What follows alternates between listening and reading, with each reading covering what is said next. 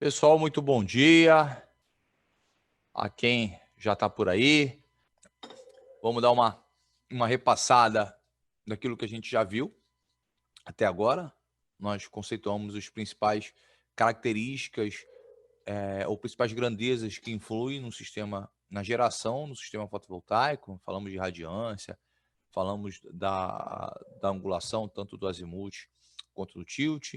Falamos também do conceito da curva V, reforçando que o entendimento do conceito da curva V é necessário para a correta interpretação e aplicação da norma de instalações elétricas fotovoltaicas, a BNT NBR 16690, inclusive na parte que concerne ao dimensionamento de quantos módulos podem ser em série, quantas séries podem ser em paralelos.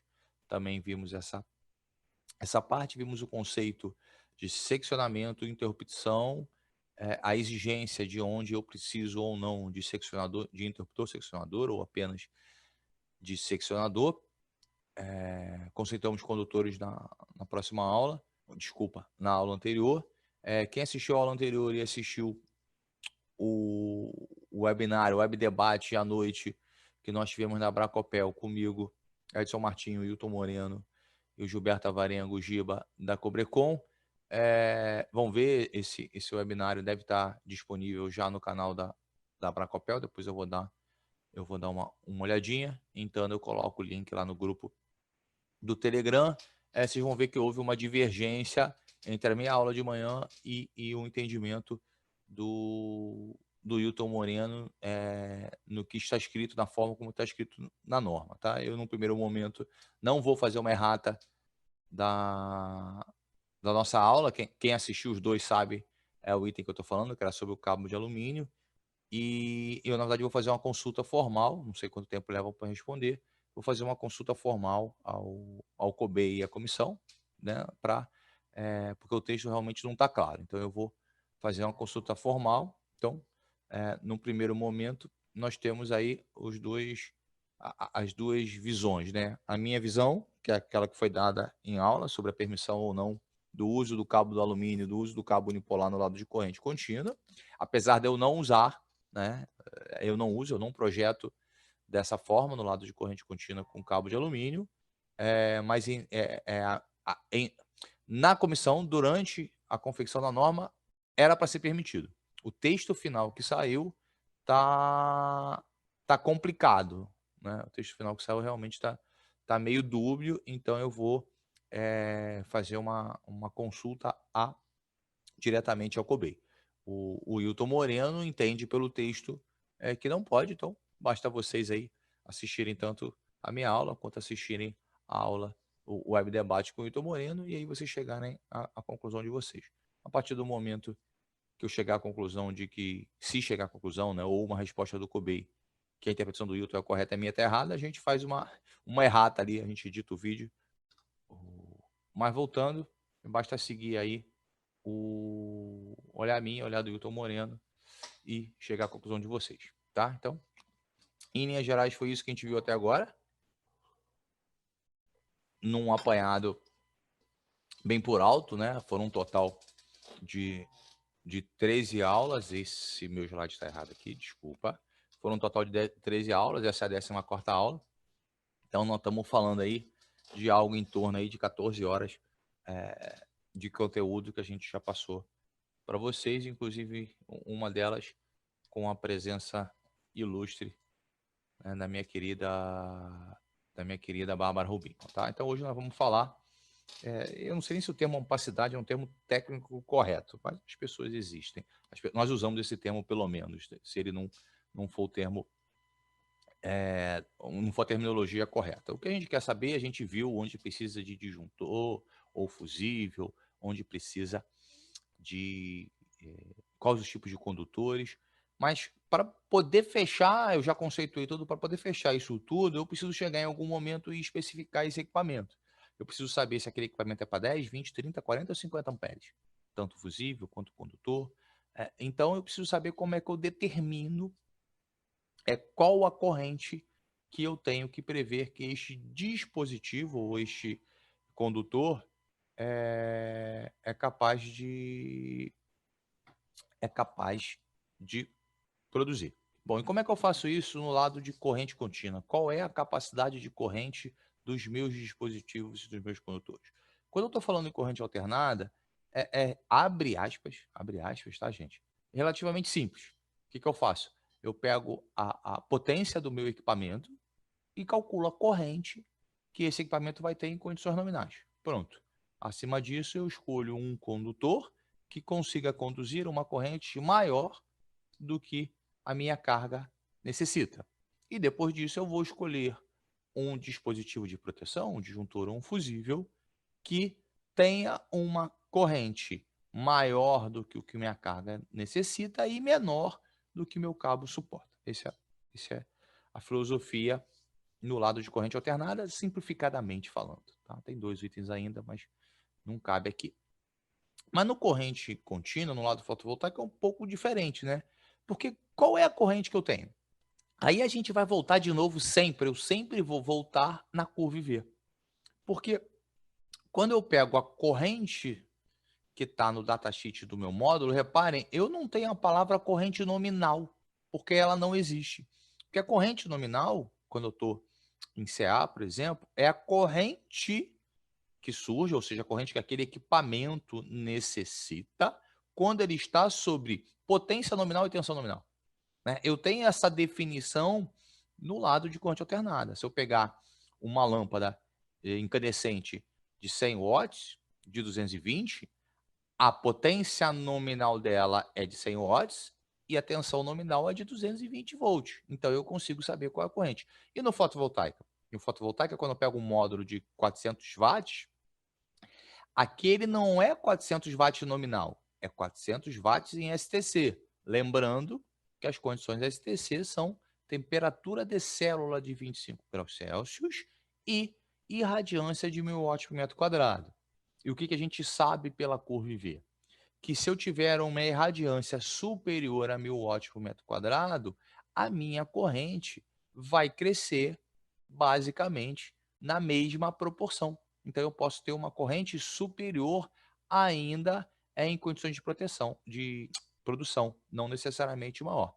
Por isso, eu preciso projetar o meu cabeamento, o meu condutor, a minha chave usando a corrente em STC, porque é a única corrente que eu tenho, corrente em STC, multiplicado por um fator X qualquer, que seria o fator de segurança. Esse é o conceito, a gente vai ver agora, nos próximos slides, quais são esses fatores e onde a gente aplica. Tá? Bom, a primeira coisa que a gente tem que entender é o seguinte, a primeira coisa que a gente faz é dimensionar as correntes dos dispositivos de proteção quando nós temos dispositivos de proteção.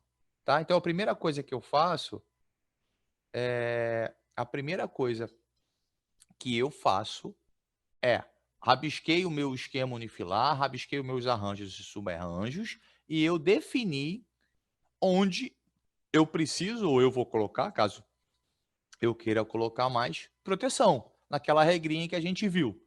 Né? O fusível ele tem que estar para fazer proteção contra sobrecorrente reversa. Então, tá bom. Cheguei, defini o meu projeto e vi que eu vou precisar de proteção na posição A, na posição B e na posição C. Legal. Então, agora eu já sei, a primeira coisa que eu faço é isso. Então, a primeira coisa que eu tenho que fazer é calcular qual é a corrente desse fusível. E como é que eu calculo a corrente desse fusível se este fusível estiver na série? O fusível da série precisa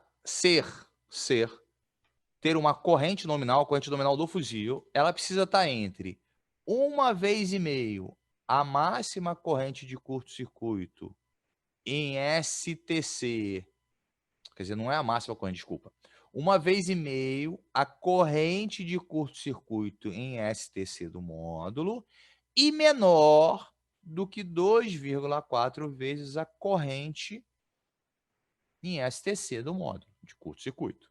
Só que ele tem que ser menor ou igual do que a máxima corrente que o módulo suporta. Faz sentido, né, gente? Se eu tenho um módulo que só suporta 15 amperes de corrente reversa, não adianta eu ter um fusível de 18 amperes, porque se passar 17, o módulo vai queimar, uma corrente reversa, lembrando sempre, o módulo vai queimar e o fusível não vai atuar. Então, essa é a exigência, isso é o que está lá na ABNT NBR 16690. Reparem, todas essas informações que eu estou dando agora estão na 16690, estão ou em tabelas ou estão inscritas. Eu me lembro que quando estava ainda em projeto de norma, isso não lembro se foi em 17 ou se foi em 18, eu acho que foi em 18, através do Miguel da ProAlto, eu tive conversando com o Camilo, que é um engenheiro da Merck, que é um fabricante de chaves, seccionadores, interruptores alemão, trabalha com fotovoltaica há muitos anos e também me foi apresentado pelo pessoal da DEM, pela Maria.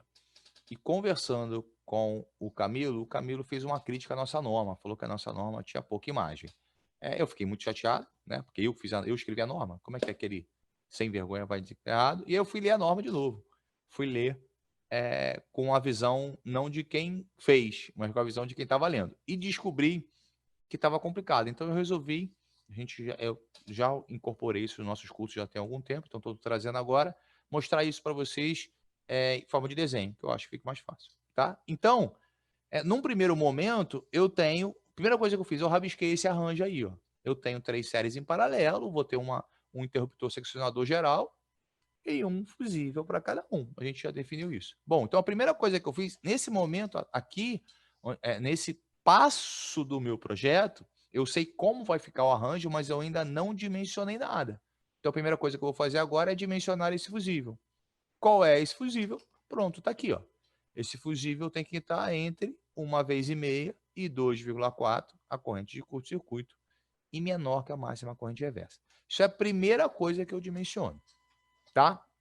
Mas nesse caso aqui, eu só tenho fusíveis na série, onde eu tenho 1,5. A primeira coisa, se você pegar uma literatura um pouco mais antiga, e por pouco mais antiga eu estou dizendo pré-2016, esse valor não era 1,5, esse valor é 1,25. E por que isso alterou? Isso alterou porque se viu, quando você saiu da Europa e foi para locais que tem mais irradiância, você tinha correntes superiores. E não porque houve um problema, mas porque você estava gerando energia. Então você estava tendo abertura de fusíveis na hora que você não queria. Né? Você estava gerando energia e você estava tendo abertura de fusíveis. E além da própria irradiância maior em condições normais, você vai pegar irradiância na faixa de 1.400, 1.500 watts metro quadrado, por exemplo, na Bahia, em outros lugares do Brasil, mas na Bahia eu lembro bem. Você também tem o chamado efeito borda de nuvem, principalmente em cidades com muitas nuvens, como São Paulo, que o efeito borda de nuvem é quando a nuvem passa, né, ela está passando pelo sol, a ponta é ótimo, tá? O final dela pode acabar, dependendo do tipo de nuvem, tá? Eu nunca lembro o nome das nuvens, certo? Ele vai servir como um concentrador, como uma lente. Então, ele vai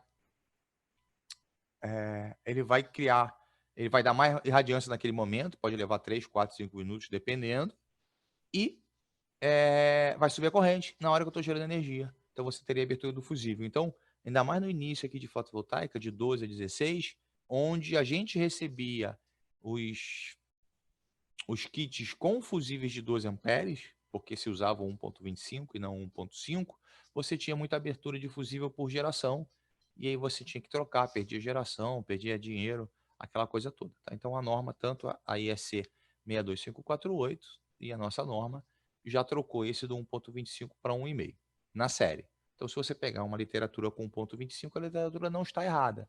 Era o que nós tínhamos à época que foi feito, tá? Eu estou falando da literatura IEC. Se você pegar a literatura americana, isso muda um pouquinho, mas nós não seguimos a norma americana. Não vou entrar no assunto da norma americana, tá? Bom, e se não for na série?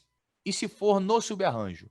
No subarranjo, aqui é o 2.4, tá? Deixa eu aproveitar e trocar aqui, falha minha. No subarranjo, a norma optou por manter o 1.25. deixando uma nota que o projetista deveria usar os valores dos limites inferiores, né, ou seja, 1,25, com parcimônia. Eu acabo usando 1,5, mas se você quiser usar 1,25, você pode. E aí, então, é entre 1,25 e 2,4. Como eu estou falando no subarranjo, eu não tenho limitação de sobrecorrente reversa máxima. Posso usar o valor que eu quiser, tá? Então, vamos ver um exemplo aqui. Esse aqui seria um exemplo. Então, aqui eu tenho os fusíveis das séries e aqui eu tenho os fusíveis do subarranjo. Os fusíveis da série, a gente vai projetar como? 1 vez e meia a corrente de curto, entre 1 vez e meia a corrente de curto-circuito e 2,4, e o fusível do subarranjo vai ser entre 1,25 a corrente do subarranjo e 2,4 a corrente do subarranjo. Atenção, qual é a corrente desse subarranjo aqui? É esta corrente mais esta corrente, ou seja, no caso específico aqui, porque eu tenho duas vezes a corrente de uma série. Tá? Então, é assim que eu determino qual a corrente qual a corrente do meu dispositivo de proteção, seja ele um fusível ou seja ele um disjuntor, caso eu opte por utilizar o disjuntor. Tá? Então, o meu primeiro passo foi escolher o dispositivo de proteção. Vinícius, por que o meu primeiro passo foi escolher o dispositivo de proteção? Simples, gente. Quando eu defini o dispositivo de proteção, que está aqui, eu agora quero definir o condutor, não é isso? Repara, se eu definir esse fusível como, por exemplo, 15 amperes, todos os equipamentos e condutores que tiverem nessa linha, quanto tem que ter? No mínimo 15 amperes. Então, a partir do momento que eu dimensionei a minha proteção, eu dimensionei todo mundo. Então, o cabo da série, quando eu tenho fusível, tem que ter uma corrente IB e base, maior do que o fusível. Simples. Por isso que eu dimensiono primeiro o fusível. Tava legal, Vinícius. E agora aqui, ó. E no arranjo onde eu tenho uma seccionadora e onde eu tenho um cabo, onde eu não tenho fusível. Como é que eu dimensiono? Muito simples. Não é do arranjo? Eu vou usar o cabo, então, agora o cabo vai ter o quê? Uma corrente, porque eu não tenho fusível, eu não tenho proteção, de no mínimo 1,25 a corrente do subarranjo. Quem é a corrente do subarranjo? A série 1, mais a série 2, mais a série 3. E a chave seccionadora? Também, no mínimo 1,25. Reparem, aqui, quando eu dimensionei o fusível, eu matei aqui, e agora só tive que calcular aqui. E se for aquela coisa mais complexa que a gente viu, também sem problema nenhum. Este cabo aqui tem que suportar que corrente? No mínimo a corrente do fusível. E esse cabo que está aqui? No mínimo a corrente do fusível que está aqui. Ah, tá. E agora esse cabo aqui, porque aqui não tem fusível. Essa seccionadora aqui. Este cabo aqui é do subarranjo, eu posso trabalhar com 1,25. Essa seccionadora é do subarranjo, 1,25.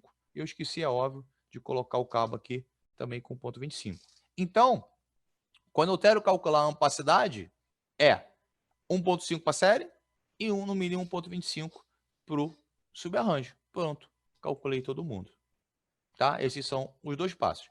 E agora nós vamos botar no mais simples. E aqui, nesse caso aqui, onde eu tenho uma única série ou duas séries em paralelo, não preciso de fusível, como é que eu vou calcular a seccionadora ou o cabo? Se aqui, isso aqui é uma série, eu só tenho uma série, então o cabo é no mínimo 1,5 e a seccionadora no mínimo 1,5.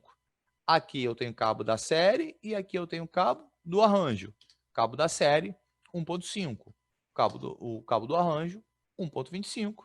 Seccionadora, 1,25. Tá? Isso tudo está na norma, só que está em tabela e não está assim tão fácil. Quando a gente bota em desenho, ele acaba ficando, esse guia aí acaba ficando mais simples da gente entender. Tudo isso que está aqui hoje está em um único local, que é na NBR 16690, ok? O Alexandre perguntou qual problema temos ao calcularmos primeiro a capacidade dos cabos e depois os fusíveis e chaves seccionadoras. Alexandre, o fusível tem que ser menor ou igual do que todos os outros. Então, você pode fazer um retrabalho. Vamos fazer 3 séries em paralelo para a gente ter, teoricamente, a necessidade do fusível. Aliás, não vou pegar na série não, tá? Eu vou pegar no subarranjo, porque na série vai bater... Na série é fácil. Na série sempre dá o mesmo resultado, então tem muito que se preocupar. Vai sempre dar o condutor de 4 milímetros. Vamos pensar aqui, Alexandre, que eu tenha... Vamos pensar que eu tenha 8 desses, tá? Vamos trabalhar com... Só para questões de... Para não perder muito tempo desenhando, tá? Então aqui eu tenho... Vou botar mais um aqui, tá? Como se eu tivesse mais um. E cada um desses aqui tem, por exemplo, 6 vezes, tá? Então é como se eu tivesse 6, 6 e 6, daria um total, né? Então a corrente que vai passar por aqui é 6 vezes a ISC de cada módulo. Aqui também, 6 vezes a ISC do módulo. E aqui, 6 vezes a ISC do módulo. A gente já sabe, deixa eu ver se eu consigo trocar a cor aqui. Show. A gente já sabe que aqui vai ter um fusível. Aqui vai ter um fusível. E aqui tem um fusível. E vamos botar uma chave aqui. Botar uma chave aqui. Vida que segue. Bom, provavelmente, né? Então vamos definir sem nos preocupar em olhar o datasheet, tá? Se eu tiver num módulo de 400 hoje, ele tem lá um ISC em STC na faixa dos 10 amperes, para arredondar nossa conta, tá? Então o que vai acontecer? Quem é esse fusível aqui? Esse fusível aqui tem que ser algo... Esquece, vamos esquecer o fusível. Deixa eu apagar. Eu calcularia primeiro o fusível. Você está perguntando por que a gente não calcula o cabo primeiro. Então, qual é a corrente mínima do cabo, né? Qual é a corrente que esse cabo tem que conduzir, que a gente chama de corrente B, corrente base. Bom, a corrente mínima que esse cabo tem que conduzir seria o quê? Como este cabo aqui é do subarranjo, eu posso trabalhar com 1,25 vezes, são 6, vezes os meus 10 amperes, né? Então, nós estamos falando em 60 mais um quarto, eu vou procurar um cabo de 75 amperes. Aí fui lá na tabela de cabo, analisei a coisa do gênero, e eu achei, por exemplo, isso eu tô chutando, tá? Não necessariamente é verdade. Eu achei, por exemplo, que eu poderia usar o cabo 16 milímetros quadrados, que teria uma capacidade máxima de corrente de, por exemplo, 79 amperes. Aí cheguei aqui e escolhi isso aqui. Legal. Agora, eu vou determinar o fusível. Tá bom, sem problema nenhum. E aí você chegou que o I do fusível também é, no mínimo, né, 1,25 vezes 6 vezes 10 amperes. É, no mínimo, 75 amperes. Mas pode estar entre 75 e ir até 2,4 vezes 6 vezes 10, que vai dar aí 60, 120, sei lá, uns 160 amperes. Eu posso escolher qualquer coisa no meio do caminho. Aí eu cheguei no catálogo de fusível e descobri, por exemplo, que o fusível próximo disso aqui, ou eu descobri ou eu quero usar, é de 100 amperes. E aí eu vou ter que voltar e trocar o cabo, porque eu não posso ter um fusível maior do que o cabo. Então, por isso, por questões de eficiência no projeto, que a gente calcula primeiro o fusível. Porque o fusível, eu não tenho fusível de 75, 76, 78, 89, 90 amperes, né? Eu tenho as escalas de fusível em função da produção. Por causa disso que a gente calcula primeiro o fusível. Por quê? Porque todo mundo, tanto a chave seccionadora quanto chave seccionadora, cabeamento, o porta-fusível em si, todo mundo, a borneira lá do meu terminal, tanto o meu MC4, a borneira, se eu estiver usando uma borneira para fazer a ligação na string box ou coisa do gênero, tudo isso tem que seguir. É por causa disso que a gente calcula primeiro o fusível, tá? Se você calcular o fusível depois, tem risco de você voltar e ter que refazer a conta, ok? Fabrício, esquece se os dispositivos são interno ou externo. Se eu tiver todos os dispositivos de que eu necessito na especificação correta e dentro dos quesitos de segurança, na localização que eu preciso e na especificação correta, não faz diferença para mim se ele é externo ou interno. Ele me atende, tá? Agora, não existe quer dizer, pode até existir, mas ficaria muito caro, uma solução que me vá para qualquer lugar, né? Então, o fusível é mais simples de ter e o interruptor seccionador também, mas quando eu entro em DPS, por exemplo, tem locais que eu preciso de um DPS diferente do que eu venho on-board no inversor, então eu vou precisar de um externo. Então, você sempre precisa analisar o que a gente faz. A gente projeta o que a gente necessita e a gente olha se o inversor que nós temos tem ou não tem aquilo internamente, ok? O Leandro Monteiro me perguntou se o disjuntor CC com corrente nominal de 32 amperes pode ser utilizado como dispositivo de proteção para as séries. Não, Leandro, ele nunca vai ser. Vamos lá. Quais são as minhas hipóteses hoje de... A minha maior corrente STC que eu vi aí em algum módulo qualquer, eu não vi nada maior do que 10.4. Vamos considerar 11 amperes, tá? Se for 11 amperes, pela norma, eu posso ter um fusível entre 1.5 e 2.4. 1.5 de 11 vai dar 16 e alguma coisinha, 2.4 vai dar aí 24, 25. Então eu tenho que escolher, se eu for proteger um fusível entre 16 e 25. Essa é a primeira coisa. E esse proteção tem que ser menor que a máxima corrente reversa. Tá bom, um módulo desse já aguenta 30 amperes. Então eu tenho entre 16 e 24 e entre 16 e 30. Então tem que ficar entre 16 e 24. Então, nos módulos que eu tenho hoje para uma série, o disjuntor de 32 amperes não protege contra a sobrecorrente reversa. O que acontece é se eu tenho apenas uma série, este disjuntor vai funcionar como interruptor seccionador. Tá? Porque o interruptor seccionador eu posso botar mais alto, ele não tem função de proteção. Tá? Você só tem que entender se você está precisando naquele momento da função de proteção ou apenas da função de interruptor seccionador, ok? O Fabrício perguntou quais as proteções que eu colocaria nos inversores com proteção interna. Fabrício, eu projeto o que eu preciso de proteção. Projetei o que seria o meu mínimo necessário ou aquilo que eu quero. E eu olho o equipamento que me foi fornecido. Se tem, ok. E aquilo que não tem, eu boto externo. É só isso, tá?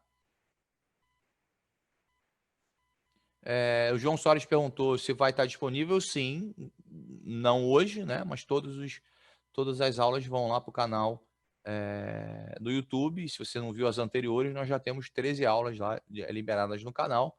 E no grupo do Telegram a gente libera os PDFs com as apresentações, tá? O Lúcio perguntou se eu posso agrupar as séries e utilizar um único dispositivo de proteção. Não. A série você tem que proteger na série, tá? Isso é uma pergunta recorrente. Eu tenho duas perguntas recorrentes, tá? Então, eu vou para a primeira, depois para a segunda. Então, vou considerar aqui que eu tenho um módulo de 15 amperes, tá? Porque aí, aqui já me obriga a ter o fusível. Então, o que nós temos aqui, né? Então, em condições normais, a gente teria projetado aqui, um fusível aqui, outro fusível aqui, e um terceiro aqui, que eu não vou desenhar, tá? Se eu tenho um módulo de 15 amperes, de máxima corrente reversa, isso aqui vai ser 15 amperes. O que ocorre? Qual é a primeira pergunta recorrente? Vinícius, por que eu não boto só 2 fusíveis? Se eu botar 2 fusíveis e, por exemplo, a falta, né, o curto-circuito, a gente chama de falta, e a falta for aqui, se a falta for aqui, eu vou ter uma contribuição de corrente daqui, uma contribuição de corrente daqui, e esse fusível vai abrir, está protegido. Se a falta agora não for mais nesse local, se a falta for no segundo aqui, eu passo a ter uma contribuição daqui, uma contribuição daqui, e essa corrente aqui realmente vai ser mais alta e esse fusível vai proteger. Então, matei aqui, né, 2 coelhos com uma cajadada só. Arrebentei a boca do balão, como a gente diz aqui no Rio de Janeiro. Mas se a falta for justamente aqui, eu tenho essa contribuição que não vai abrir o fusível de 15 amperes, eu tenho essa contribuição que não vai abrir esse 15 amperes, e todo mundo aqui, desde o cabo até o módulo, está desprotegido. Então, essa é a primeira hipótese que você não consegue, tá? A segunda questionamento que eu tenho muito, nesse caso aqui tem um fusível, né? Porque eu tenho mais do que 2 subarranjos, aqui tem um fusível, aqui tem um fusível. E aí muitos alunos me questionam, por que eu não mantenho só esse fusível aqui? Como se esse fusível não protegeria essas cargas. Bom, vamos lá se eu lembro da dedução, né? Eu deduzo isso de vez em quando. Vamos lá. O que acontece? Esse aqui é um módulo que suporta até 15 amperes, todos eles. Esse fusível aqui, né? E vamos botar que esse módulo aí, essa série, tenha um ISC na faixa de 9 amperes. Tá? Vamos manter 9 amperes para facilitar a vida. Então, esse fusível que está aqui vai ser escolhido por 2 vezes 9 amperes e alguma coisa multiplicado alguma coisa entre 1,25 e 2,4. Vou usar aqui 1,5 para facilitar o nosso cálculo, né? Então, 18 vezes 1,5, 27 amperes. O fusível de 27 amperes não existe. Então, eu vou usar ou o 25 ou o 32. Vamos usar aqui o 32 amperes. Então, esse cara aqui é 32 amperes, esse cara aqui é 32 amperes, esse cara aqui é 32 amperes. O que nós queremos saber é, será que com este fusível eu estou com todo mundo protegido? Tá? É óbvio, gente, eu podia dizer logo para vocês que a norma não permite, tá? Mas é bom a gente também tentar desenhar e entender. Então, legal. Vamos botar que eu estou com uma irradiância de 1000 watts por metro quadrado, significa que a corrente que eu tenho circulando é a corrente de STC, teoricamente, né? E eu tive uma falta aqui, tá? O que vai acontecer? Eu tenho essa contribuição, que já está projetado, é essa contribuição, então aqui não abre, né? Aqui vai estar passando uma corrente 2 vezes I, eu tenho essa contribuição sem problema, essa sem problema. Esse cara aqui também não abre. E aqui agora eu já tenho uma contribuição de 4 vezes I. Aqui eu tenho 4 vezes I, eu estou falando I na faixa de 9 amperes, 4 vezes I já deu 36, esse fusível aqui desarmaria, não teria problema. Legal.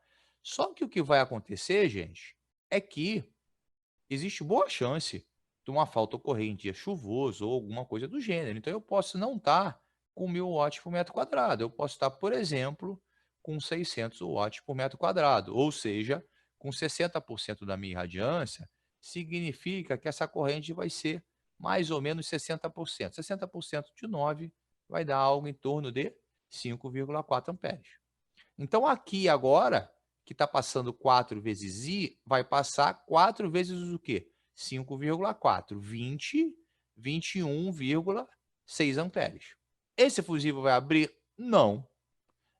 Esse cabo vai se danificar? Não. Eu projetei o cabo para 32, só que agora nesse ramal aqui, eu vou ter vindo para cá 21,6 amperes mais o 5,4 que eu teria aqui. Ou seja, nesse ramal, vai me passar 21, 25, 26, 27 amperes. Pronto. Este módulo só aguenta 15 amperes. esse cabo só aguenta 15 amperes, eu incendiei o cabo e incendiei o fusível, ou desculpa, o módulo. Então, eu preciso obrigatoriamente ter o quê? O fusível da série. Então, eu preciso ter o fusível da série, preciso ter o fusível do subarranjo quando for necessário, tá? Aqui eu mostrei um exemplo, fizemos uma continha para ver onde teria a falha. Se você não quiser fazer a conta ou coisa do gênero, a norma diz, ó, na série, quando eu tenho risco de sobrecorrente reversa, eu sou obrigado a ter, tá? Então é por causa disso que eu não posso usar um fusível para proteger duas séries, por exemplo. Ok? Não sei se deu para ficar clara aí a explicação. Manuel Messias perguntou quais os problemas podemos ter caso não use string blocks e use as proteções internas dos inversores. Manuel, se tudo que eu necessito ter está internamente do inversor, não há problema nenhum. Eu não tenho uma obrigatoriedade de usar string box, tá? Lembre-se sempre o seguinte, string box é apenas um invólucro onde eu coloco os dispositivos de proteção, seccionamento e faço paralelismo. É só isso. É um local para isso. Se eu fiz o paralelismo em outro local, se eu já tenho as proteções atendidas, se eu já tenho o seccionamento atendido, eu não preciso de uma outra string box. Posso até colocar, porque tecnicamente achei interessante, ou coisa que o valha, tá? Mas não há nenhuma obrigação, tá?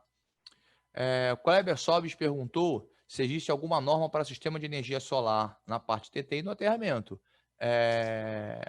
Kleber, a norma de instalações elétricas para fotovoltaico é a 5410 mais a 16690, tá? Porque a 16690 complementa a 5410. A norma de comissionamento também tem que ser aplicada, que é a 16274, que está no momento em revisão, mais vale o que está escrito, tá? A norma de aterramento, quando você lê a 16690, ela vai jogar todo o aterramento de proteção não funcional, o de proteção, ela vai jogar toda a norma para 5410 e aí vale a 5410. E eu tenho algumas normas EEC que tratam de aterramento para grandes usinas, né? Mas aí é uma norma EEC, não é uma norma ABNT, ok? Eliseu perguntou, mas no seu exemplo de cálculo, se eu tiver um fusível de 70 amperes, eu posso usá-lo? Não sei, vamos ver meu exemplo de cálculo, né? Porque o fusível tem que ser, pela norma, no mínimo 0,25 vezes 6 vezes 10, tá? 6 vezes 10, 60, tá certo? Vezes 1,25 vai dar o quê? 75 amperes. Então, pela norma, o fusível mínimo aqui, nesse caso aqui, é de 75 amperes. Eu não posso usar o 70.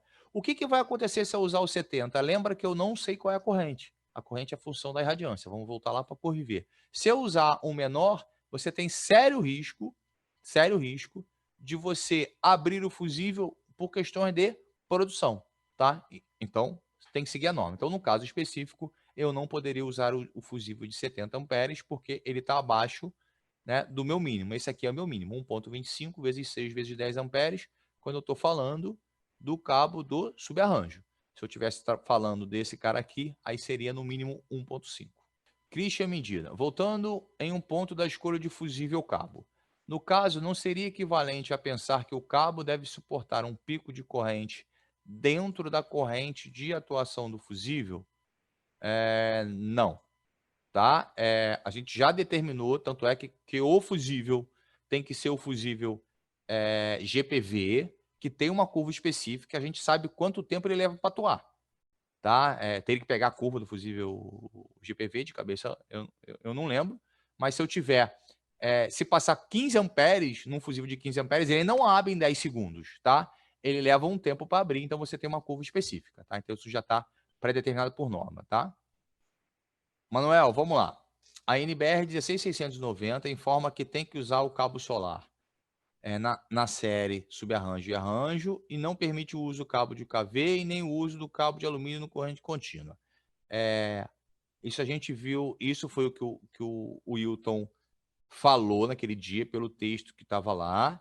Me causou naquele momento certa estranheza, porque eu não lembro dessa, não foi isso que nós queríamos dizer, e eu não lembro dessa, de em que momento que se mudou isso na norma. Isso é um ponto. E é óbvio que o português tá ruim, tá? Eu conversei com outro engenheiro também, old school de normalização. Ele tem um entendimento diferente e me explicou algumas coisas de normalização que eu desconhecia, e a forma nada que eu vou fazer, eu vou encaminhar uma consulta ao COBEI, tá? Para ele se posicionar sobre isso e entrando diferente daquilo que o entendimento dele sendo diferente daquilo que eu entendo que a comissão julgasse, a gente vai fazer, eu vou fazer o histórico dos textos todos para verificar porque se houve essa mudança foi uma mudança de conteúdo. Se for mudança de conteúdo, ela precisa voltar, precisaria voltar à consulta pública, tá? Então, havendo um entendimento do COBEI diferente daquele entendimento que eu lembro que a gente queria botar na norma, a gente querer não muda nada, né? O que vale é o que está escrito, a gente vai ou solicitar uma errata, né? Vou pedir para reabrir a comissão para a gente fazer uma errata, isso poderia ser uma errata, não tem problema nenhum. Ou buscar anular esse item, coisa do gênero, mas isso é uma coisa que tem que ser analisada. Particularmente, eu continuo não projetando, eu nunca projetei nessa situação, mas eu não acho, isso é uma opinião particular, eu não acho que a gente deva impedir de projetarem conforme for, tá? Alex Vata perguntou se a falta for após os fusíveis, próximo ao inversor, o painel sem fusível irá... Ah, sim, você deu aquela complementação dentro do que a gente falou. Show de bola. Fabrício Costa perguntou se o curso de usina de Omega vai rolar. Fabrício, né, eu fiquei 2 semanas praticamente aí de Covid, então alguns projetos aqui, né, algum gerenciamento aqui atrasou, a gente não conseguiu parar, mas eu posso fazer o spoiler para vocês. Nós vamos ter um curso específico, tá? Apenas do dimensionamento do projeto elétrico, tá? Onde a gente vai ficar só fazendo, sem discutir a usina em si, que é o curso original. Então, vai ser mais videoaula e pouca coisa de aula, onde é o tempo todo calculando seccionador, fusível, cabeamento, essa coisa toda, tá? Ele é focado muito no dimensionamento elétrico, tá? O curso de usina de 1 mega já está sendo dado, o que era presencial, né? A gente teve que... Então, ele vai ser um curso que tem alguma coisa do dimensionamento, mas o foco é na discussão conceitual da usina, o que eu faço o quê, com muito trabalho por parte de vocês, tá? Essas são os 2D solar. Nós vamos também ter um curso de gerenciamento de empresas fotovoltaicas, empresas de serviço, né? Quais são os tipos de impostos que eu pago, como é que eu modelo, qual é o KNAI, essa coisa toda, tá? Esse com a curadoria do material por um contador, sou eu que vou ministrar o curso, mas tem, né, um contador para poder verificar se a gente não cometeu nenhuma falha específica, esse voltado para o setor de fotovoltaica, basicamente, e vamos ter um curso voltado para a cabine primária, geral e com uma ênfase em fotovoltaica também, mas um curso geral, e um curso um curso de SPDA. A gente começa no SPDA padrão, né, seja para qualquer tipo de instalações, depois a gente tem um curso específico avançado de SPDA para a usina fotovoltaica, para quem desejar, tá? Essa é o que a gente tem desenhado, que já deveria estar inclusive em venda, mas eu preciso conciliar com os projetos aqui que ainda estão andando aí, tá? O Gustavo Henrique falou que deu uma olhada em vários distribuidores e na grande maioria não cumpre o que está escrito na 16690. Gustavo, quem projeta somos nós e não é o distribuidor, né? A gente precisa tirar essa falha do nosso conceito. Quem projeta somos nós. O distribuidor tem que entregar aquilo que eu quero. Ponto. Ah, mas o meu distribuidor é quadrado. Lembre-se sempre que a anotação de responsabilidade técnica, a arte é sua, né? Você que é o responsável civil e criminalmente por isso, tá? Fabrício, em Minas era exigido string box externa, mesmo quando o inversor já tem internamente. E aí seria uma exigência da CEMIG, em muitos casos, porque falta também à concessionária, né, o conhecimento da norma. Então, cabe aí, se for o caso, o engenheiro. O engenheiro. O engenheiro responder, tá? Dielen, se eu já tentei assistir a sua live pelo celular. Aí tá muito trabalho, né, Dielen? Pelo amor de Deus, né? Você não gosta de mim, né, Di? Brincadeira, hein? Mas também isso prejudica a dinâmica, tá? Porque se eu responder enquanto eu tô fazendo, isso piora um pouquinho. Algumas vezes é que aqui a gente só dá tópicos, né? Cada aulinha eu dou um único tópico. Quando eu tenho um webinar, às vezes maior ou coisa do gênero, que a gente tem 3 ou 4 tópicos, eu dou umas paradas para tirar dúvidas. É por causa disso, tá? Tanuri perguntou um sistema com inversor com as funções de string box dele. Numa eventual necessidade de troca do inversor, como realizar esse serviço com segurança? Não seria melhor ter sempre uma seccionadora externa? Eu vou puxar de cabeça aqui, estou fazendo de cabeça, tá, Tanuri? O que diz a norma. Aqui. Então, eu vou ter um inversor, tá? E ainda aqui, eu vou botar um inversor de uma única entrada, tá? Para facilitar a vida. E aqui interno ao inversor, por exemplo, um Sungrow não, Canadian. Interno ao inversor, Canadian de 125, por exemplo. Eu tenho aqui meus fuzis. Aqui no caso, por exemplo, se fosse o Canadian de 125, isso aqui ainda é o inversor, tá? Isso aqui está todo mundo incorporado, é uma única peça. Tá? Isso no lado de CC e no lado de CA. Eu tenho o cabo saindo, ele vai, eu espero, né? Deus me permita, me livre, me guarde, ele vai para um QD-CAzinho com pelo menos um disjuntor. E aqui, cada uma dessas séries vai lá para a sua sua bendita série. E aí deu um defeito no inversor, Tanuri, e eu preciso trabalhar internamente no inversor ou retirá-lo com segurança. Primeira coisa que você tem que ter em consideração é que quem vai ou deveria trabalhar internamente no inversor, aí necessariamente seria o chamado pela 5410, o profissional BA4 ou BA5, o qualificado ou advertido. Ops, qualificado ou advertido. Isso aqui seria a definição de influências externas da 5410, tá? E pela NR10, quem pode mexer isso aqui é o chamado profissional habilitado ou qualificado. Pela NR10, o habilitado é aquele que tem registro no conselho de classe, então seria, no caso aqui específico nosso, um engenheiro eletricista ou de energia, que assina o artigo eletricista, que é o artigo 8 da resolução 218, ou o técnico eletrotécnico com registro ativo no CFT, tá? Eu não sei de onde é que eu tirei a palavra qualidade, quando na verdade a palavra é qualificado. Qualificado.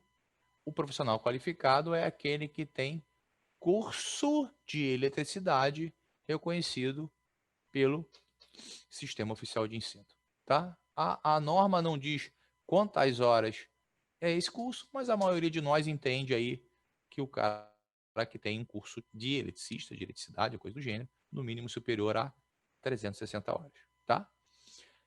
Então, pela 5410, que é uma norma regulamentadora, só um desses dois caras podem pensar em mexer aqui. Isso aqui já não é um leigo, ok? Então, esse cara também sabe os procedimentos e os procedimentos têm que estar escritos. Tá lá. Se isso aqui for um 125K, por exemplo, eu já tenho que ter um prontuário de instalações. Você vai pegar lá na própria 5410, desculpa, na NR10, que você tem que ter uma figura chamada prontuário de instalações elétricas, que entre as exigências de documentação no prontuário de estações elétricas, no PI, para os íntimos, eu tenho que ter as minhas instruções técnicas ou procedimentos de trabalho.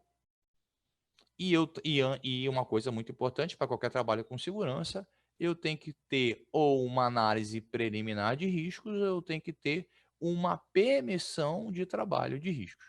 Se eu tenho isso aqui tudo e eu sou um profissional qualificado, como é que eu faço essa operação? É muito simples. Como é que eu troco esse inversor? A, B, C, que é cada fusível. Como é que eu faço a desenergização? Como é que eu desligo? Né? Desligo e desenergizo. Passo 1, A fica off. Desliguei A. Desliguei A, ilhou. Eu já não tenho mais injeção, mas aqui eu tenho tensão. Passo 2, B, off. Ok? Agora eu tenho que abrir o fusível ou eu tenho que retirar esse cabo, né? Passo 3, medir a corrente na série. Vinícius, por que medir a corrente na série? Porque eu abri aqui, mas se eu tivesse um curto-circuito aqui, eu teria uma circulação de corrente aqui. E quando eu abrisse o MC4, que é um seccionador, lembrando sempre, eu teria a formação de um arco e abertura. Medir a corrente da série. Em sendo a corrente da série igual a 0, que é o que eu deveria, o que eu posso fazer agora? 4, desconectar os cabos. Como? Em um MC4, em algum lugar. Ok? Por quê? Porque quando eu desconectei o cabo MC4, eu mantive lá o chamado conexão toque seguro. Porque se eu chegasse, se aqui não for um MC4, se esse contato aqui for um MC4, ótimo. Se isso aqui não for um MC4, se eu entrei com um cabo direto na borneira internamente do inversor, na hora que eu soltar na borneira, o cabo continua energizado. Então eu tenho que desconectar onde? Num conector de toque seguro. Pronto, agora eu estou apto para retirar, porque eu já fiz. É óbvio, né? Aí depois precisa fazer o lockout tagout e aquelas outras coisas, mas em linhas gerais eu consegui garantir que este equipamento está efetivamente desenergizado. O que eu precisei fazer disso aqui? Para isso aqui eu precisei fazer uma análise de risco, fazer um procedimento operacional, ou seja, eu precisei ser técnico ou engenheiro, eu precisei fazer engenharia. Então não há problema nenhum em fazer isso, é possível. Então, a norma vai me dar algumas condições. Eu, por exemplo, ela também vai me aceitar. Existem inversores, quer dizer, ou pelo menos está na norma, né? Que eu tenho duas caixas efetivamente separadas. Eu vou abrir a seccionadora B, vou abrir o disjuntor A, tá certo? Abro a tampa só da parte da eletrônica de potência e eu consigo, por exemplo, só levar a parte eletrônica de potência para a manutenção, se for o caso. Tá? Essas são aí algumas hipóteses que a norma permite. Tá? A primeira delas isso adjacente. Isso está lá, são 4 itens, isso está lá na 16.690. Ok, Tanuri? Clésio perguntou quando eu uso um fusível ou quando eu uso o disjuntor.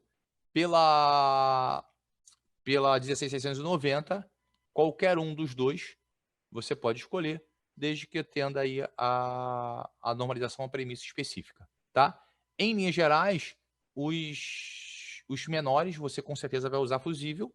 Por quê? Por questões de ajuste, né? Você tem fusível de 10, 12, 13, 14, 15 amperes.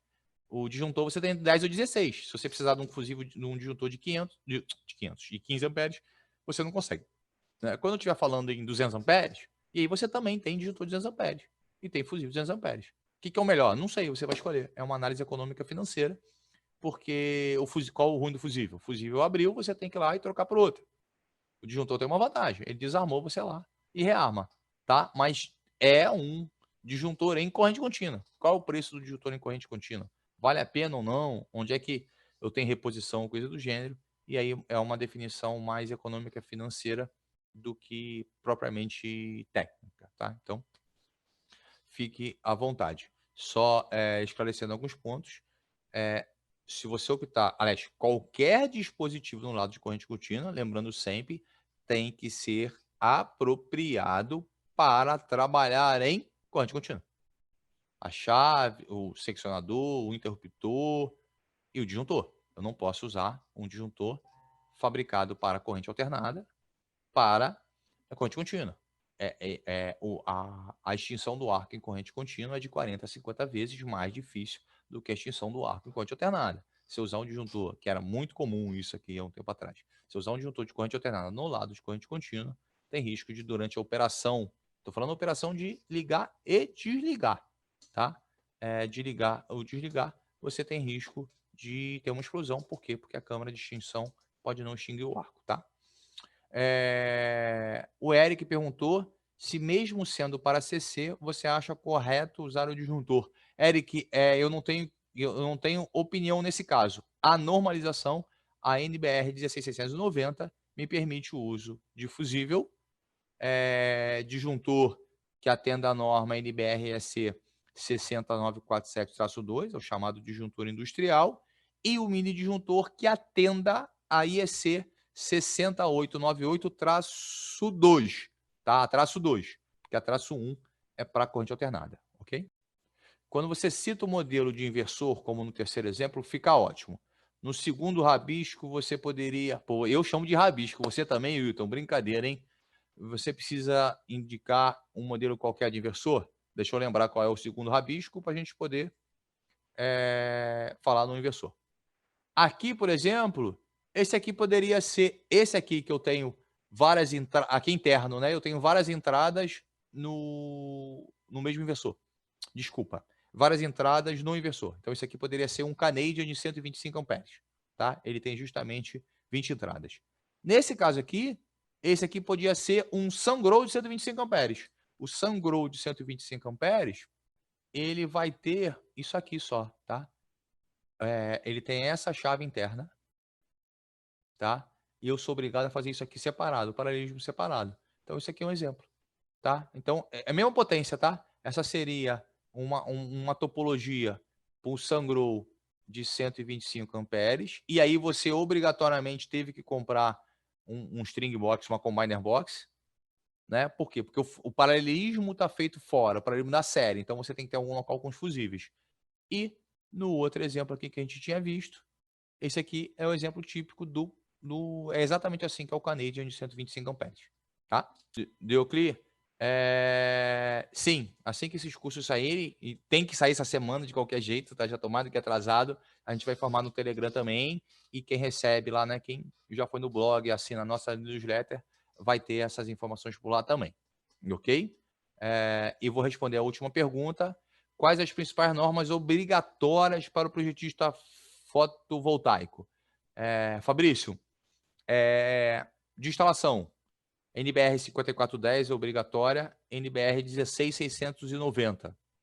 A norma de comissionamento, NBR 16274. É de bom tom que você conheça algo, pelo menos, das normas de produto. Então, nós estamos falando na NBR 16612 para condutores solares. Nós estamos falando na NBRSC 60947, a série 60947, eu não lembro os números de cabeça. A traço 2 trata de disjuntores.